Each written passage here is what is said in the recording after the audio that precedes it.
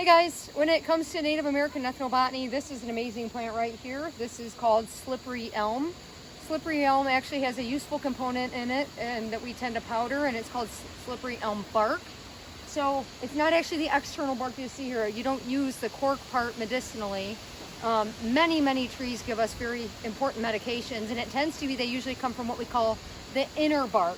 So if this tree had been cut down, this elm tree, what we usually find is in the inside of that outer bark layer is called inner bark. Inner bark is actually phloem, which conducts the photosynthase of the tree, and we can powder that and make medications. And these medications, which some research studies have shown, proves to be pretty beneficial for inflammatory disorders of the digestive tract.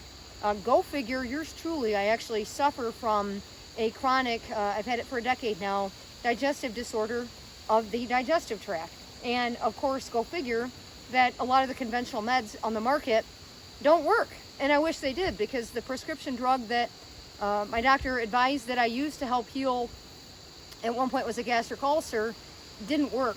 And I liked the drug because for most people, 99.99% of patients heal from it. Well, I was like that 0.01% that doesn't heal from it. And it was free. It works for most people, limited side effects, but it didn't work for me.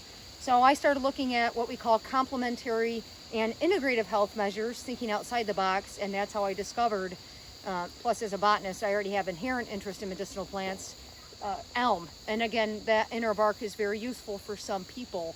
Again, this is a very useful plant. It has a lot of other medicinal uses and native uses as an ethnobotanical useful tree. And again, it has these amazing scratchy leaves. They're doubly serrate that point toward the tips. They look like really cool crested oceans. And it's one of the very few trees that you will find out in forest settings where if you touch that outer bark, that paraderm later, there's an awful lot of give to it. A lot of trees won't do that. They're tough as nails. But this tree here, it's got this really nice spongy cork layer, and that makes it a botanical marvel. You've probably heard about elms not doing so well. That's true. That's me getting my digs in as a plant pathologist with Dutch elm disease, not because it was imported from Holland, but rather because it was actually Dutch plant pathologists that studied it and nailed down the cause.